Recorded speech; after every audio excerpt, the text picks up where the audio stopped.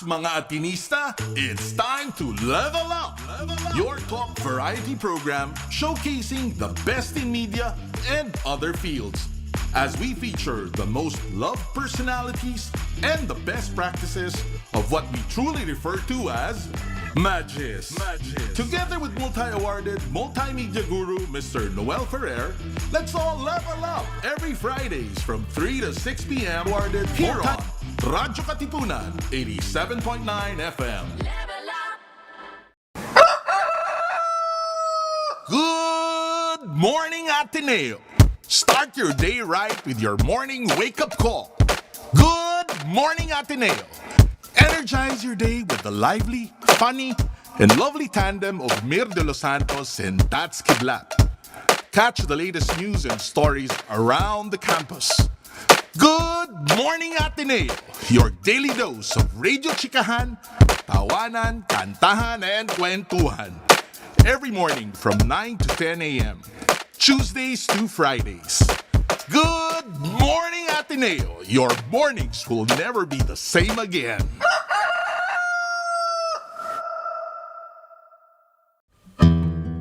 Join Cardinal Luis Antonio Tagle as he delivers to us the preachings of the Sunday's Gospel that's awe-inspiring, yet easy to understand and appreciate.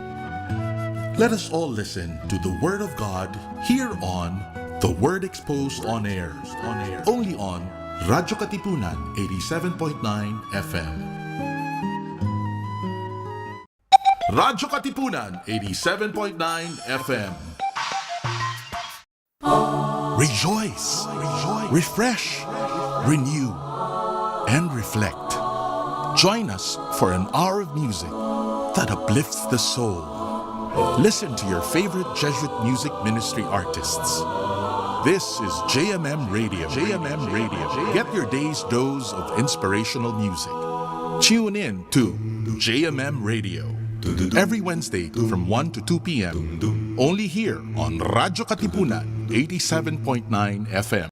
Tara na't simulan ng inyong umaga sa mga magagandang refleksyon tungkol sa ating buhay at pananampalataya. Kasama sina Cardinal Luis Antonio Tagle ng Manila, Father J. Boy Gonzales at Father Nono Alfonso ng Kapisanan ni Jesus, Father Cali Llamado ng Manila Cathedral, at Binibining Risa Singson Kaupeng ng Light of Jesus Community dito sa Kapit Pandasal sa Radyo Katipunan 87.9 FM. Radyo Katipunan. News, insights, inspiration. Radyo Katipunan. Down from the hill and down to the world. Radyo Katipunan, the voice of the Blue Eagle.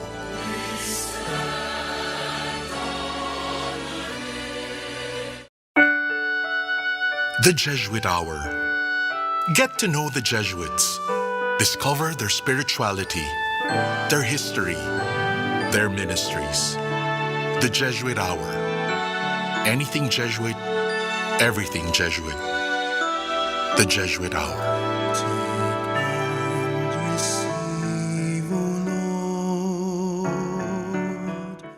Friends, Romans, countrymen, lend me your ear. Do you long for a good spiritual read? Or for literature that not only feeds the mind, but nourishes the soul as well?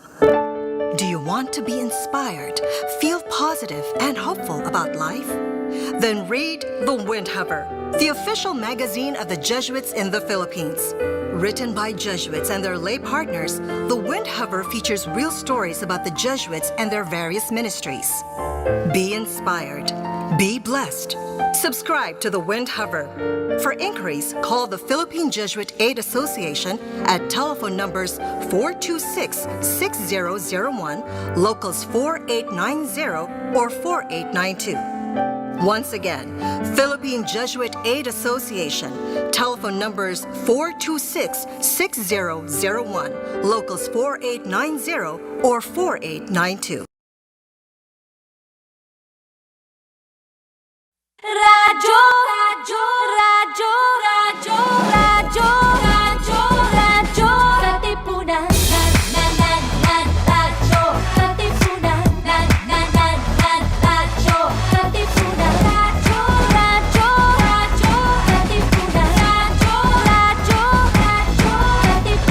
Voice of the Blue Eagle kami, di mapipigil sa pagbabalitang tumpak at tama.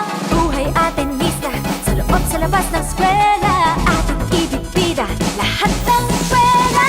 Radyo, katipunan. Radyo, katipunan. Radyo,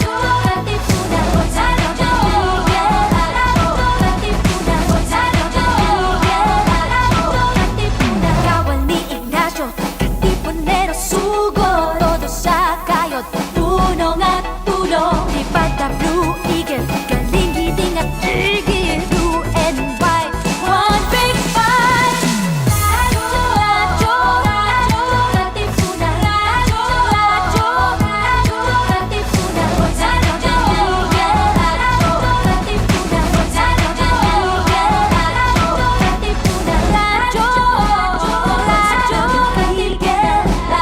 Katipunan.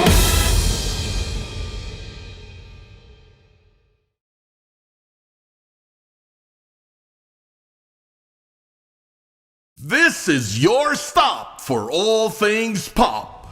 Catch our all-around pop culture geek, Cholo Sediaren, as he throws in some dose of what's poppin' and what's hot in the pop culture scene here on Popcorn. Munch in with us every Thursdays from 4 to 6, only here on radyo-katipunan 87.9 FM.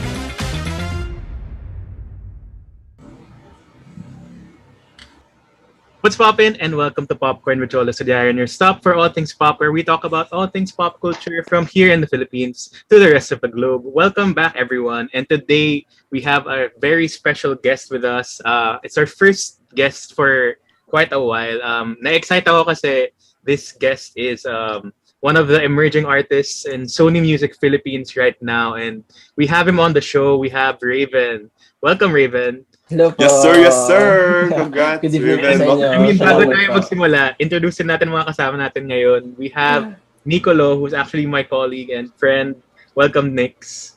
Hello, guys. And we also have Marco from the Balcony team. Hello. Ayun, so sasamahan nila kami ni Raven sa mga kwentuhan namin ngayon. So, ayun, kamusta ka, Raven? What have you been up to? Ito po, ayos. May mga ginagawa po mga projects, mga sa music and mga edit. Yun po. Goods naman, goods. So ayun, to those who aren't familiar, Raven is a singer-songwriter, producer, fresh na fresh. Kakalabas lang niya with 3 singles in the last 3 months, no? That's Paraluman, Suki, saka Kung Tayo Tayo. Yes. How has the experience been so far? And especially with the success, parang I heard na you're in 7 Spotify playlists, nasa cover cut wise na. 400,000 Yeah. listeners. Yeah, bro. Busy ka ngayon, So, sobrang saya po kasi hindi ko rin po expect yung ganitong mangyari sa akin. Kaya parang sa panaginip pa rin yung feeling. Hindi ko talaga expect. Sobrang saya po. Tsaka sa support na binibigay po ng mga tao.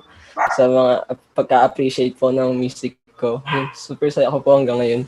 Hindi po talaga makapaniwala. So far, ano yung pinaka na-enjoy mo na experience sa buong proseso nun? Na parang, di ba parang nag-debut ka February, ngayon mga mag-May na. Parang in that short amount of time, ano yung parang siguro masasabi mong pinaka best moment so far? Mahirap po mamili kasi lahat po bagol sa akin eh. Pero siguro po yung pag-shoot ng mga music video na may katulong po akong mga ibang tao kasi nasanay ako na parang ako lang nagbibideo sa sarili ko, tapos nung na-experience ko kung paano talaga yung pag-shoot ng music video, ang saya pala ng ganun. Tsaka pag i-upload na yung video, nakaka-excite kasi nag-aabang din yung maraming tao. Yun po. Siyempre, nakapunta na ng buwan si Raven. To the moon and back. Solid mo na, grabe. Ganda ng set. So cool, bro. Yeah.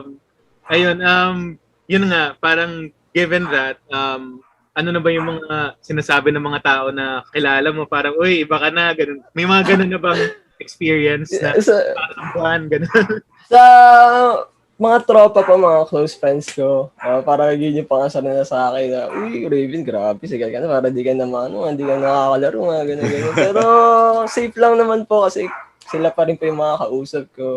Actually, Sobrang saya din nila. may isa akong gusto itanong sa'yo, Raven eh. Kamusta si Paraluman? Bumalik na ba sa'yo?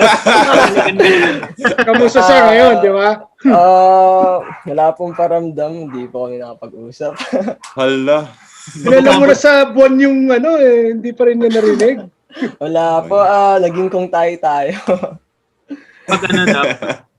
Pag umabot na ng 1 million streams yung Paraluman, ayun na, magpapakita na siya.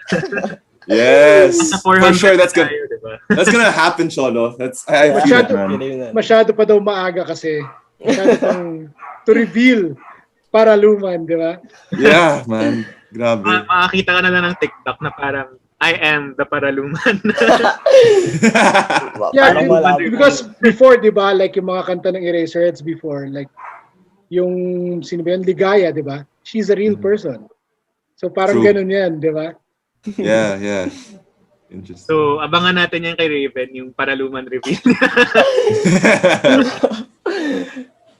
Pero siguro, bago natin pag-usapan yung mga Paraluman, Suki, bumalik tayo sa mga origins, parang origin story mo na parang paano ba nabuo yung Raven as the artist na parang syempre 'di ba nung nakilala ka na ng maraming tao parang buo ka na and nano ka na sa YouTube, nasa Spotify ka na actually bago ka pa medyo may following ka na talaga 'di ba? Pero paano nag-start yung hilig mo sa music talaga na nag-pursue ka na talaga ng ito gusto ko na talagang gawin to?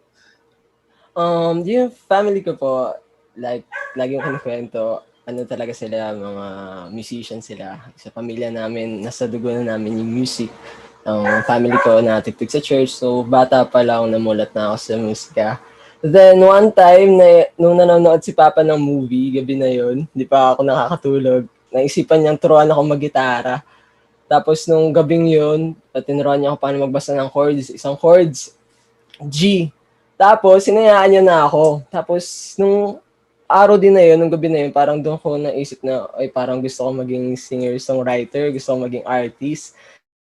Tapos yun, simula noon, nagsulat-sulat na ako ng mga kanta. Yung bata pa ako, hanggang sa nag-aral ako mag-isa, kung paano mag-produce ng music, nung medyo lumaki-laki na.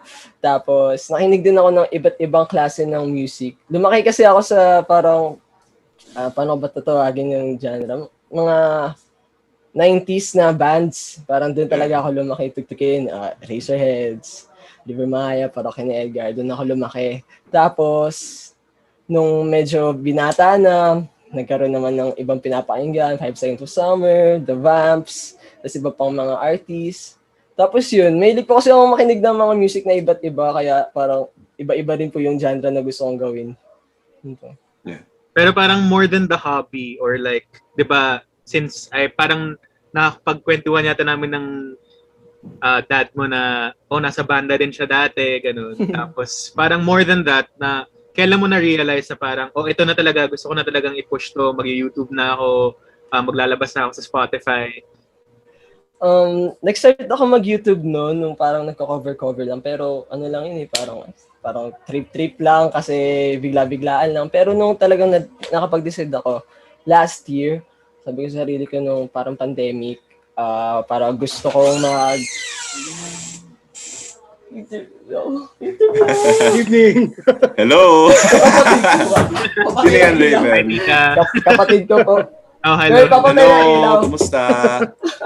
Wait lang pa, patay ka lang ilaw. Sige. What? Actually, I actually was really curious about that.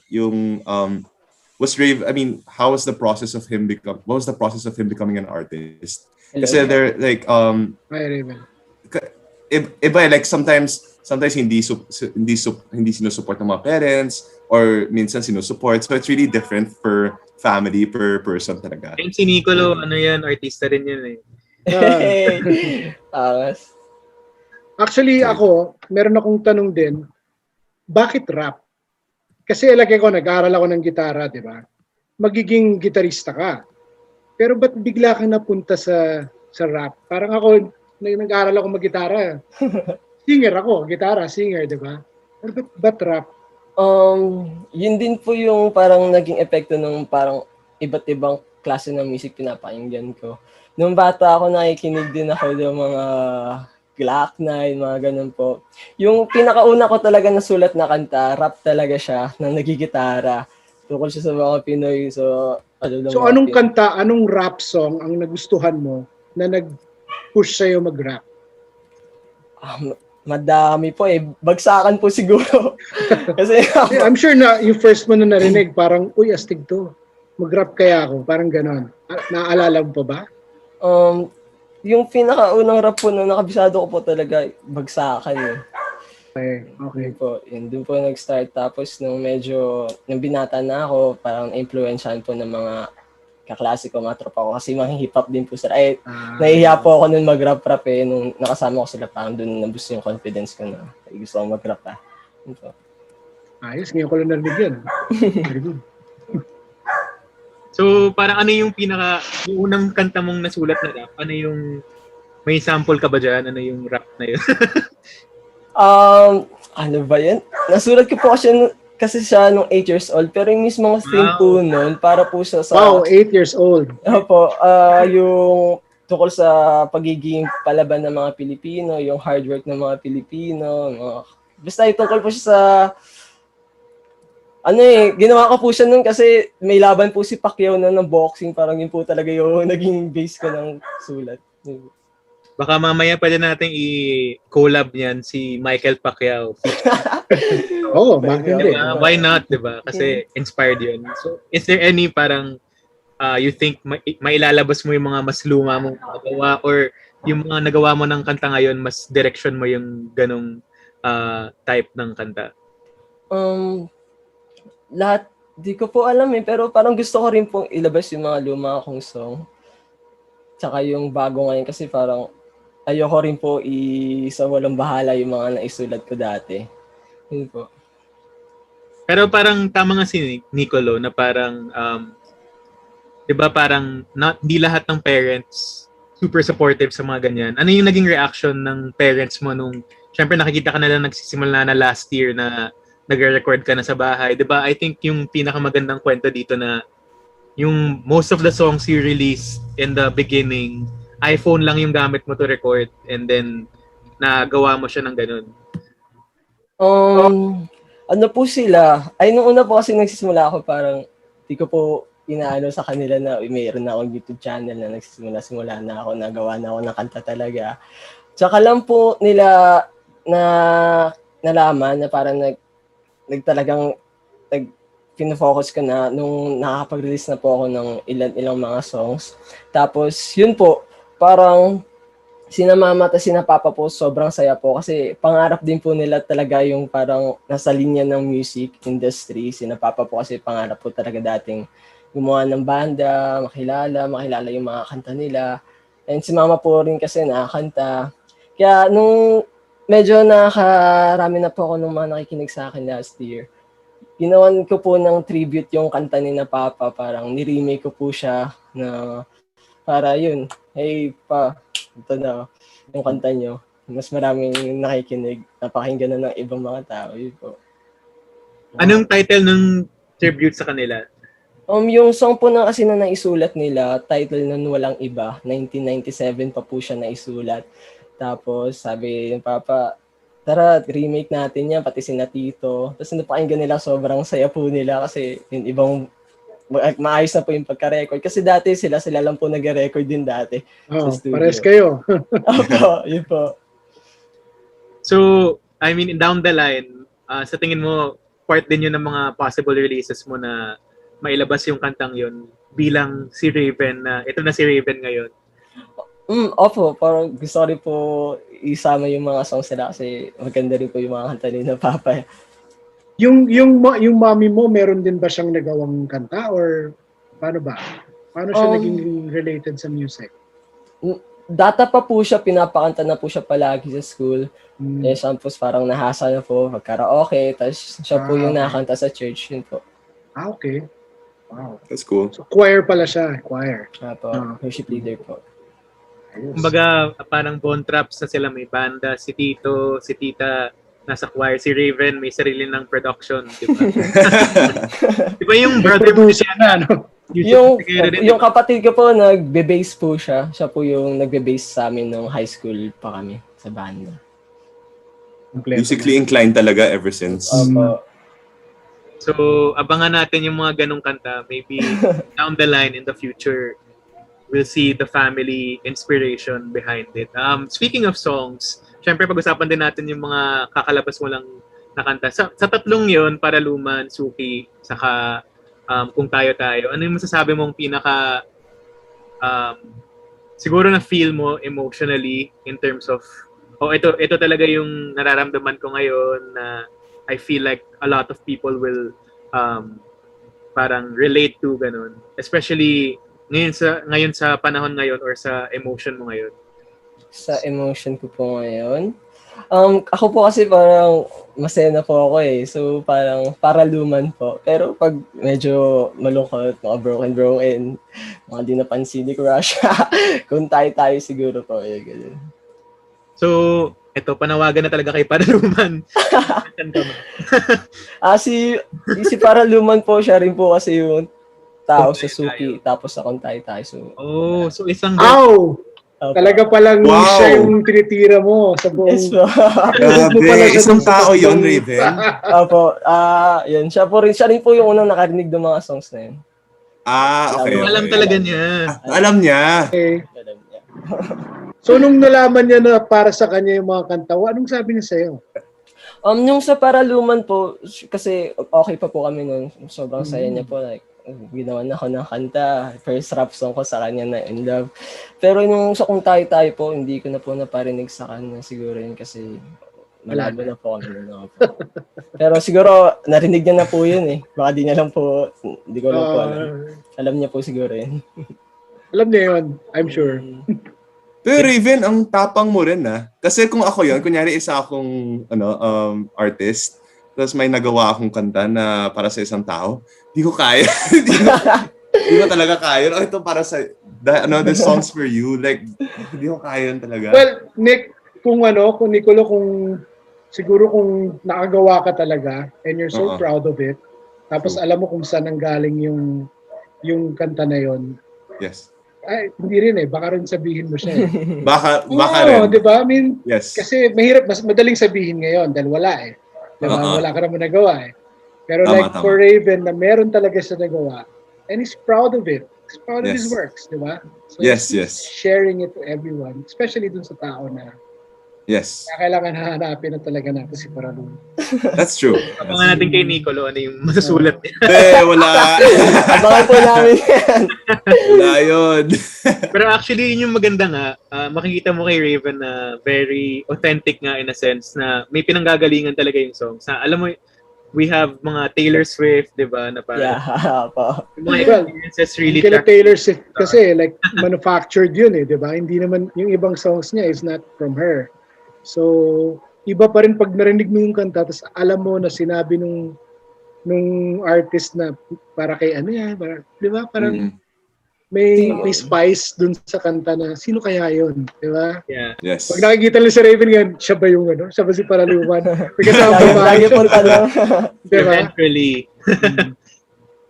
So, I mean, ayun na nga, coming off of that, parang ano pa yung I guess, direction na pinatutunguhan ng music mo after this, na parang after the Paraluman, tawagin na lang natin siyang Paraluman sa Siyempre, matatapos na yung, di ba, move on ka na may bago ka bang crush ngayon or may bago ka abangan natin kay Raven, di ba? Hanggat wala pa po kasi ako nung parang mismong inspiration ko na habang wala pa talagang new Paraluman, gano'n. Nakakuha pa ako ng mga inspiration sa mga movies, sa kwento ng mga kaibigan ko, sa mga books. Doon po ako nakakuha ng idea. Mas gusto ko po kasing gumawa ng song na may story po talaga siya. Kasi para po sa akin, a good song has a good story. Parang isang way po kasi yung makakanta para makapagkwento ka. Yun po. Nice. So, I mean, aside from the songs, syempre, one of the things that really helped you grow in your journey as an artist is also being mentored by Sir Rico Blanco, di ba? Parang, Opo. syempre sa mga hindi pa masyadong nakakaalam, paano nangyari yung kwentong yon na nahanap ka ni Sir Rico, di ba? Tapos, simula nun, parang andito na tayo ngayon. Ang kulit po ng story niya kasi parang ano po siya, talagang pinigay po talaga para sa akin yung ano na yun, yung chance na yun. Parang patulog na po kasi ako noon, mag-aalas 12 na. Tapos, ako bago matulog, bago talaga pumikit ang mata, check ko muna yung mga social medias ko kung ano, mga bagong updates. Tapos, nakita ko po sa Twitter, may tweet si Sir Rico Blanco na kung meron kayong na-discover na bagong artist ngayong pandemic, i-drop niyo yung kanta sa comment. Tapos sabi ko, ba't di ko kaya i-try ito? Try kong maglagay ng kanta. Nilagay ko yung pinakauna kong kanta nung sinabi ko sa sarili ko na ito na, magpa-focus na ako, parang itutuloy ko na tong pagiging artist o songwriter ko. Nilagay ko yung kanta na yun doon. Tapos tinulugan ko siya ng, di ako nag-expect kasi baka maraming magko-comment doon, baka di mabasa comment ko, baka iba yung makita. Kasi si Sir Rico Blanco yun maraming naka-follow doon and marami ding aspiring artist. Pagising ko sa umaga noon, talagang ano pa ako, parang wala pa sa diwa. Sina Papa, nag-aalmusal, si Mama, yun, nag-aalmusal din. Pagising ko, yun agad chinek ko yung Twitter. Tapos nagulat ako kasi may notification. Isang notification. Pagtingin ko, si Sir Rico Blanco daw naka-follow na sa akin sa Twitter, kaya sobrang saya ko noon. Talagang excited na ako noon. Sinabi ko kay na Mama, si Sir Rico Blanco, nakaka-follow na sa akin pa, tignan mo. Kasi si Papa, idol niya po yun, kaya nagulat din sila na, totoo ba yan? Tignan mo ang totoong account. Pagtingin ko, may check, ibig sabihin, totoo po. Tapos, sobrang tuwa ko, hindi ko napansin na may isa pang may message, may notification sa message. Pagbasa ko ng notification, pagbukas ko doon sa message, si Sir Rico Blanco, tinanong ako kung tigasan ako, kung saan ako nakatira. Sabi niya, interesting stuff daw sa YT. Yun po. Yun, nagsimula yun hanggang sa nag-usap-usap po kami kung pangarap ko talaga maging artist. Hanggang sa Even, ako sa balcony. Alam mo ba, sa totoo lang, na kasi kami ni Sir Rico very close. I mean, nasa isang office lang kami. Binabanggit ka na niya sa akin. Meron ako nakitang bata na, alam mo yun, so, bihira yun Bihirang mangyari yun kay Sir Rico na gano'n, na sobrang tinamaan. Na talagang he's going out of his way to contact you directly. Opo. So, parang sabi ko, sige, di ba yung first usap natin, first Zoom natin. Opo. So let's see. I trust you, sabi ko sa kanyang ganon. Let's see kung anong galing ng batang to. And so far, wala, you've proven magaling talaga. Sabi ko po siya, iba talaga si Raven. Salamat po. Napapaluwa ako Kasi ko yung yung nangyari sa akin. Nung payat ka pa, Raven kasi payat dati. Sinasabi ko sa'yo, he's like 101 pounds. Ngayon ilang ka na? 130? 127? 130 na po. 130. Okay. We're shooting for 140. So, the games are here. Pag lumaki yan si Raven, mati ni Idol yan. Yes. No, but Raven, honestly, this comes from the bottom of my heart. Kasi I've only been in Sony for a few months. Cholo knows that. And there are only a handful of artists that we have. And you really stand out. No joke, dude. This is not coming from a person that I'm not being biased because of someone that represents you, bilang Sony. This is my own honest opinion. The works that you do, the materials that you send out for your listeners, for your audience, it's second to none. So just keep doing what you're doing, man. Ang galing talaga.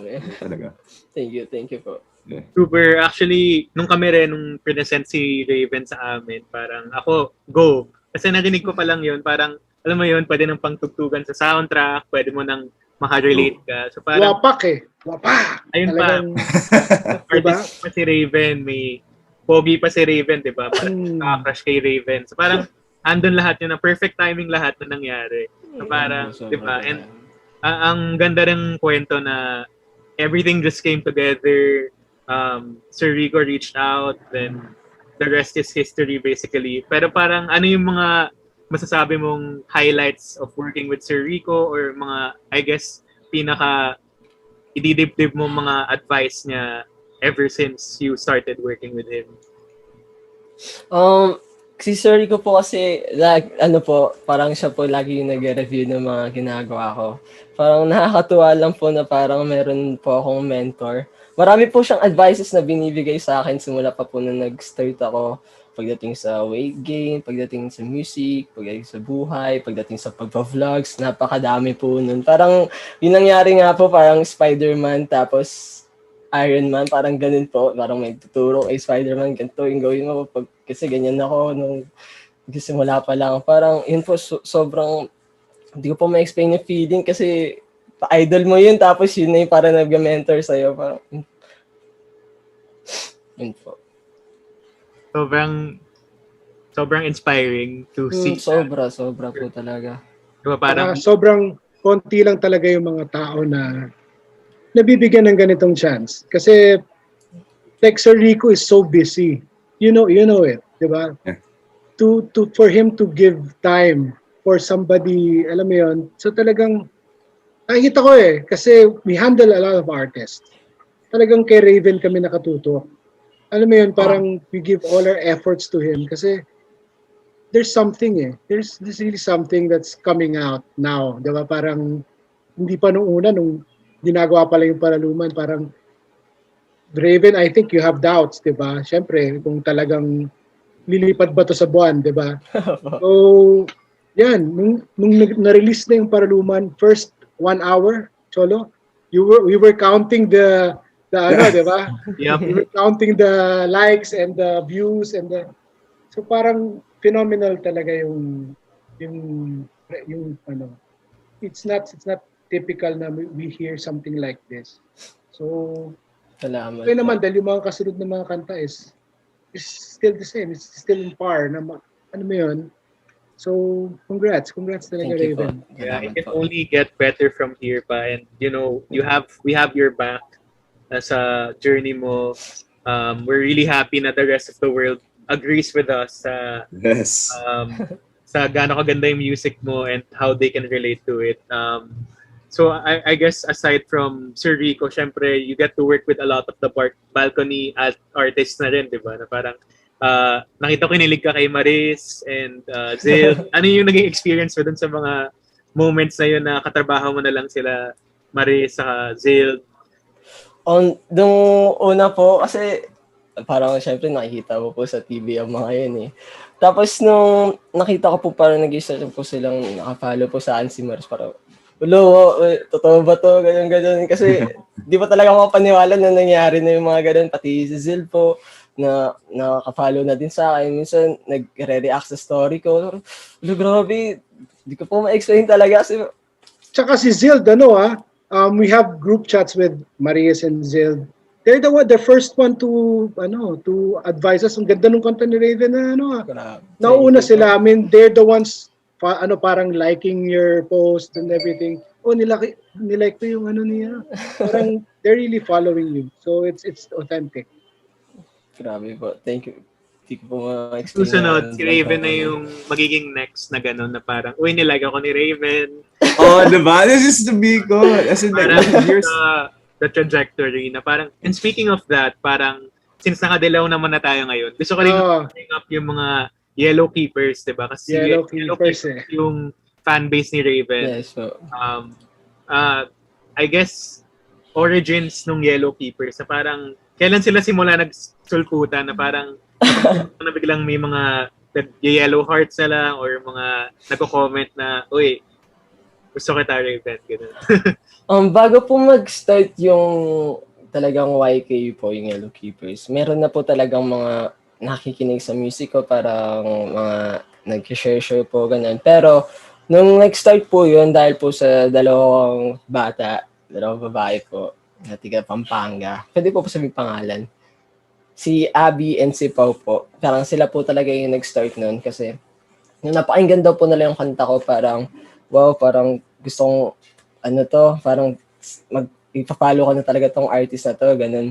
Then, nag-PM po sila sa akin kung meron na daw pong pangalan yung fandom ko, yung ganun po. Ako po, sabi ko, ay wala pa kasi nahihiya ako gumawa ng ganyan, na parang nakakaya po may ganun-ganun parang di ko po ina-expect na parang dadami silang ganun. Sabi ko, di ko alam Sabi naman nila, kuya, pwede ka ba namin gawa ng fandom name, ganun-ganun. Sabi ko, wala, sure ba kayo dyan? Nakakaya naman.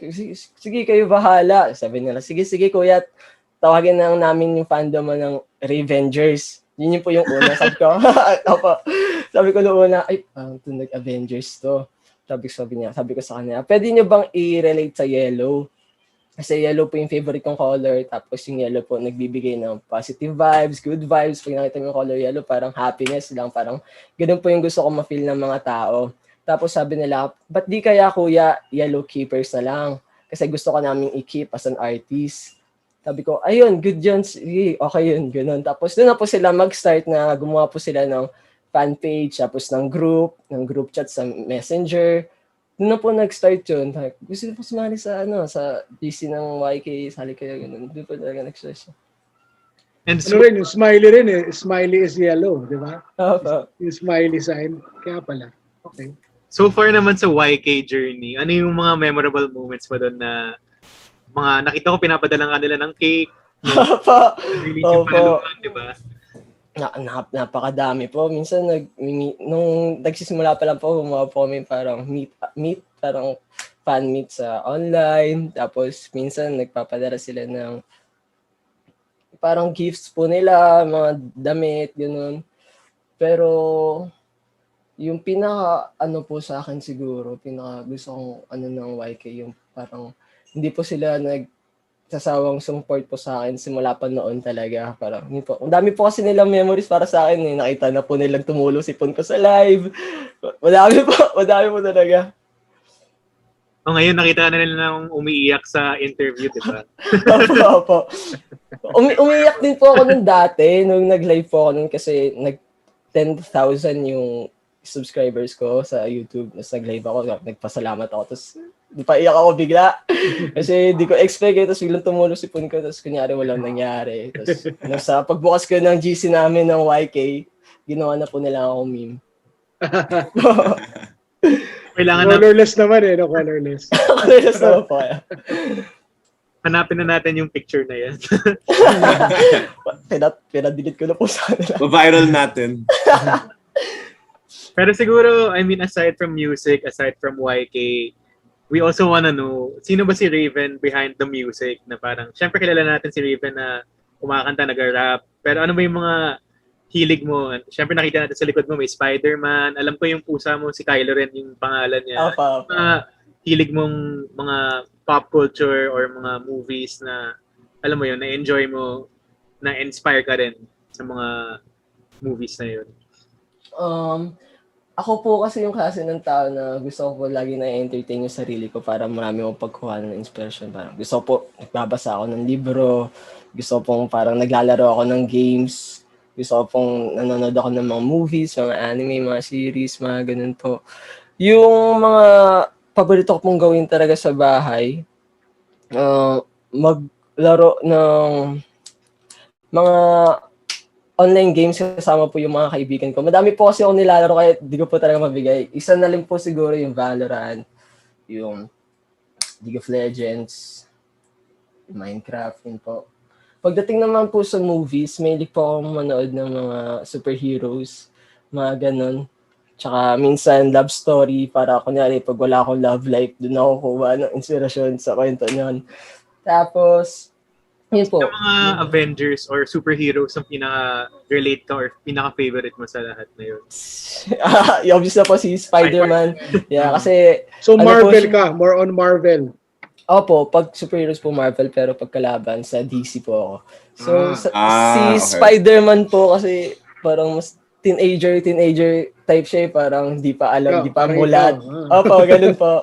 So, medyo may problem sa mga love life, mga ganun, parang may problem minsan sa buhay niya, parang niya napapagsabay yung superhero life niya sa daily life niya. Parang ganun din po yung sa akin, na-relate po ako sa kanya. Actually, ang ganda ng ano mo, parang allusion mo na ikaw si Spider-Man, si Rico si Iron Man. Natuwa ako. Parang reference, diba? Parang, Tony Stark no? Opo. ang galing. Nakikita ko rin Star Wars is a big, di ba sa Yeah. music video mo ng Kung Tayo Tayo, may wall ka doon na lahat ng mga favorite. Opo. Yung Star Wars po kasi, paano ba ako nahilig sa Star Wars? Isang araw po, parang nakita ko po yung picture ng Star Wars, parang ang lupit. Tapos sabi ko, parang gusto kong panoorin to simula una. So, bumili po ako ng CD. Tapos, pinanood ko po siya. Tapos, parang nahook na po ako sa story. Tapos yun, doon na po ako nahilig sa Star Wars. Sinong pinaka gusto mo sa Star Wars? Sinong character? Yung gusto mo? Si Luke? Sino ba? Kalaban po si Darth Vader po, tapos si Kylo Ren. Okay. Kalaban. Kasi astig kulay pula yung espada. Siguro kung gagawa ng song based on a superhero or Star Wars character, would it be about yung Kylo Ren or Spider-Man? Or may naisip ko bang para ibang pagkukunan mo ng inspiration sa ganun? Siguro Spider-Man po. Kasi yun po, sa mga movies sa Spider-Man, parang ang ganda gawa ng kanta. Tatulad din ng Love Life ni Spider-Man po. Parang pwedeng pagkuhanan ng inspiration. And I think aside from that, mahilig ka rin sa anime, di ba? Saka, opo. Ano favorite mo sa K-pop? Pinaka-favorite ko sa K-pop, Twice po. Si Sana, Minato-saki Sana. Mga babae yun, di ba? Opo, yun po yung ng mga tropa ko po kasi doon po kami nakuha ng energy pag gumagawa ng sisa. Parang nood muna tayo, pampahay. Paborito ko si Nayon. Si Nayon. Once, let's go. Kayo mga ano kayo Sige. Change topic. Yun po. Malabas na yung mga ones dito. Okay. Sunod si Marco kasama na rin. Hindi, mas J-pop ako Anyways. Old school. Ayun, so I guess aside from that, siguro as we head to the end of this interview, given the rate you're going, ano pa yung mga pinaka gusto mong ma-achieve in the immediate future na parang, and by the end of 2021 siguro, gusto ko na-achieve ko na to?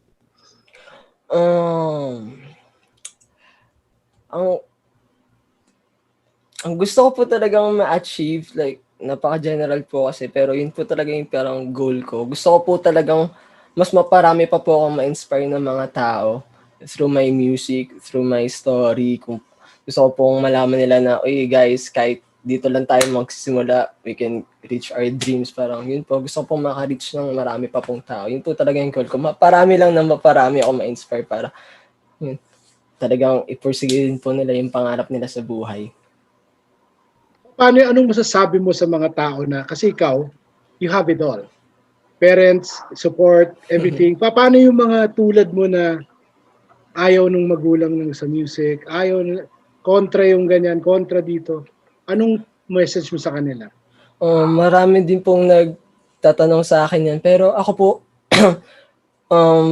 feeling ko mas okay po na hayaan lang po nila. Like, if hindi po parang support yung magulang sa simula, parang pag ginawa mo siya ng mag-isa, pag tinuloy-tuloy mo siya, parang makikita ng magulang mo na parang masaya ka sa ginagawa mong yan. Parang, sige, supportahan na kita, ganun.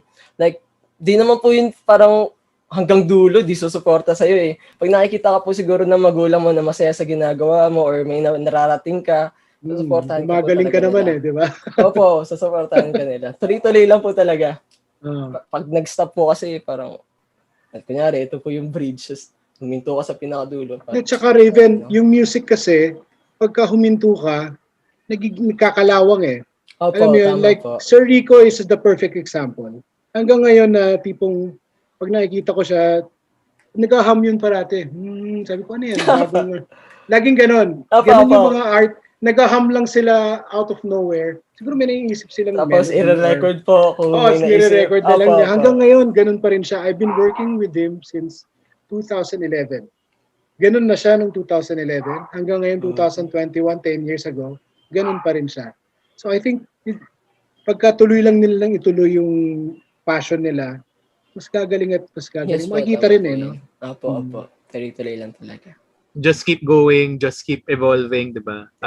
And we're really happy na simula pa lang, we're off to a good start with Raven, and we're happy to see how much you've progressed so far, and marami pa yan. Di ba 3 pa lang yung nakalabas, and we're really looking forward kung ano pa yung malalabas natin kay Raven. Aside from that, siguro, any collabs that you'd like to have, especially in the Sony or Balcony family, siguro, immediately, di ba? Sa akin po, yung nasa isip ko po na sana makakolab ko si Zild tsaka SB19. Yun po. Yun. Ayan na, ikampanya na natin yung mga 18. Opo.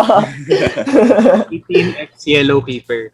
Let's make it happen. Si Zild ngayon, puro rap ang pinapakinggan niya. Oo, yun ang hilig niya kasi na Kiyo ba yun? Opo, si Kiyo po. Oo, sobrang paulit-ulit daw niyang pinapakinggan niya yun. So, who knows, di ba? Baka naman. Hello, Baka Sil. naman. Andyan lang, kapit-bahay mo lang si Sil. Malapit lang. Hindi, malayo sila. Kaya siya, nabalit siya. Nasa balcony lang sila. Siguro last na, what else can we expect next from Raven? Siyempre, kami alam na namin yan, pero sa mga Yellow Keepers na nag-aabang, what else can we expect from you in the coming months? Siyempre, meron silang kailangang abangan na EP or album na ilalabas ko. May mga iba't ibang song doon na iba't ibang genre rin at iba't ibang story na pag pinakinggan mo parang iba't ibang klase ng episode ng anime or na iba't ibang klase movie, iba't ibang kwento. Yun po. Saka, I guess additional message, last message to the Yellow Keepers who continue to support, and kay Paraluman. Kung nasa to the people who wants to follow you, Raven. Yeah. Parating importante yan.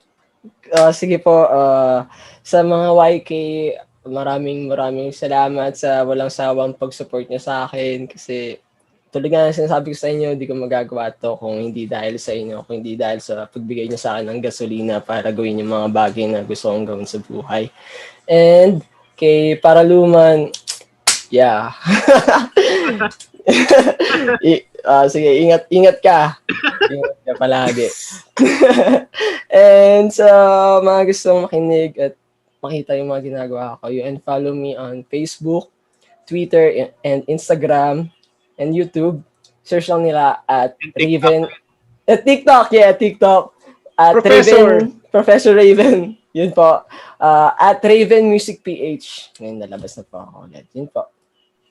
But of course, before we end, we also have our last segment, which is the Pop Stop or pop culture recommendations for the week. So simulan natin with Raven. Ano yung pwede mong ma-recommend sa mga nakikinig na fans mo or listeners natin in general?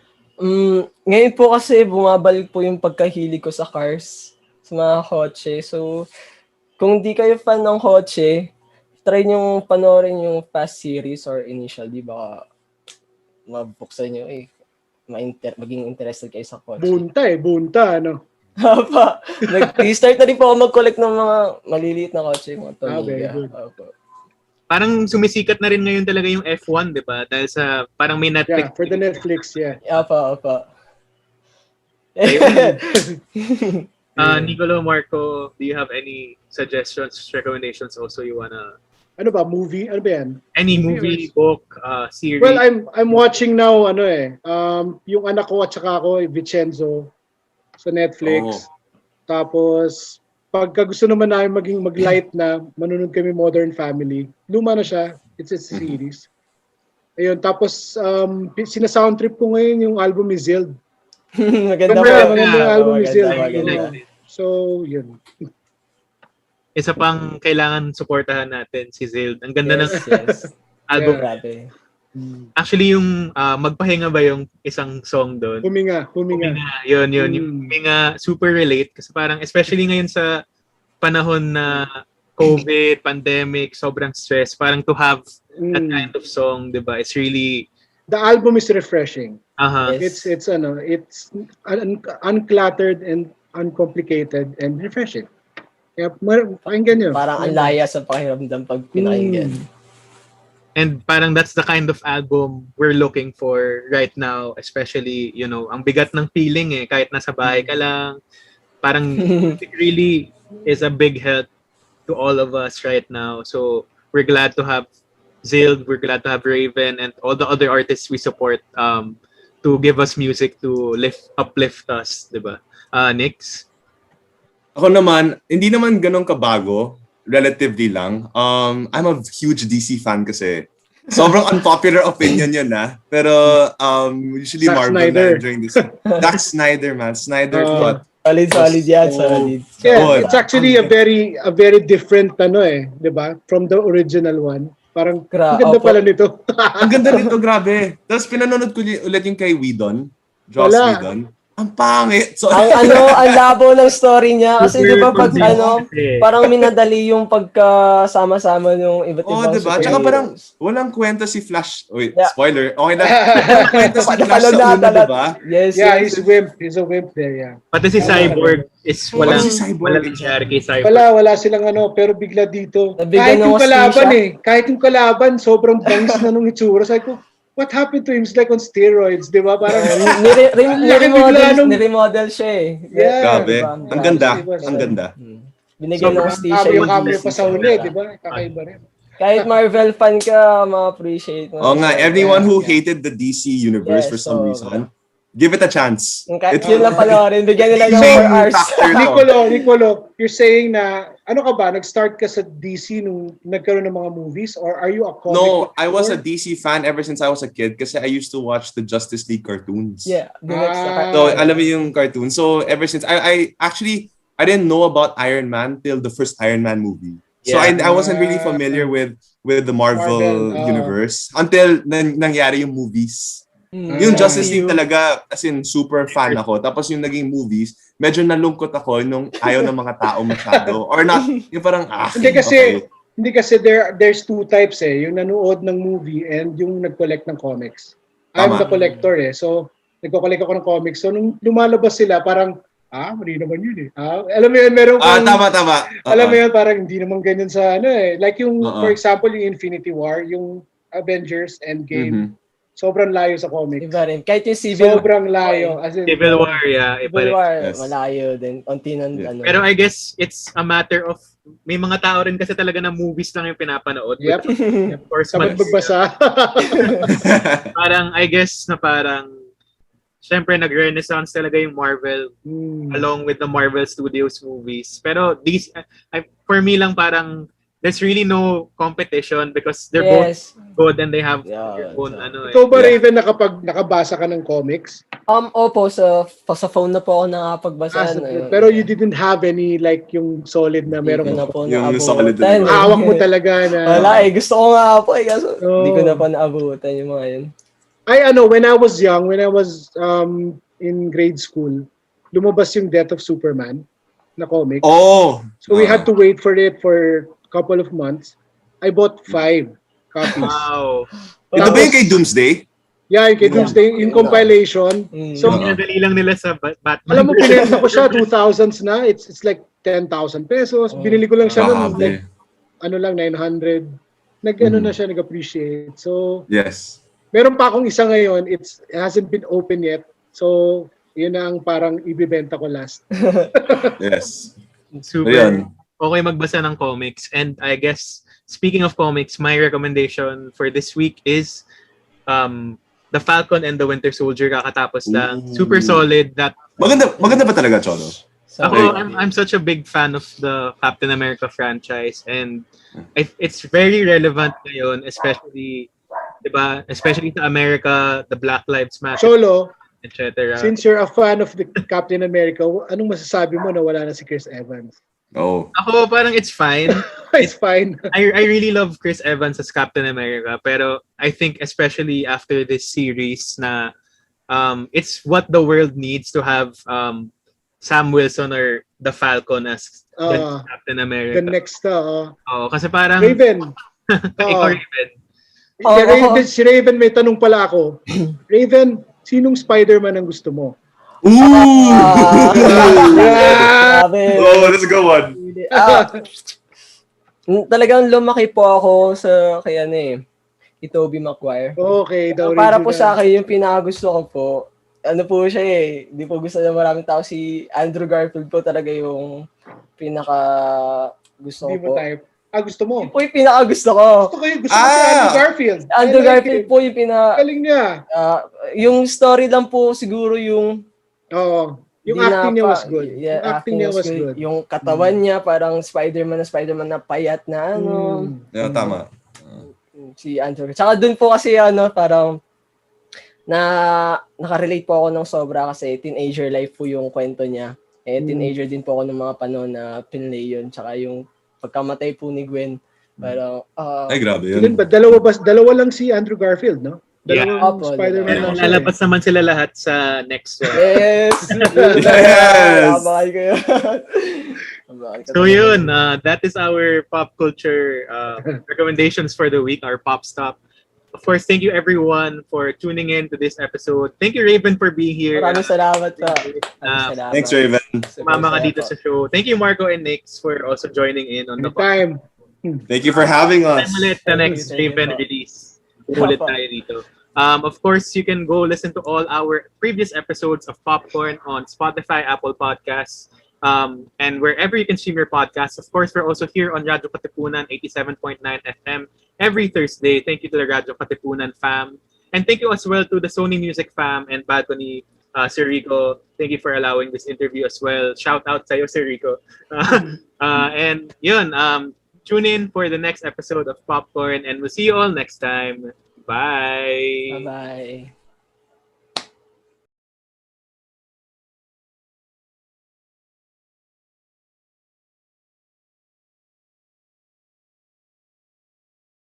This is your stop for all things pop. Catch our all-around pop culture geek, Cholo Sediaren, as he throws in some dose of what's poppin' and what's hot in the pop culture scene here on Popcorn. Munch in with us every Thursdays from 4 to 6, only here on Radyo Katipunan 87.9 FM.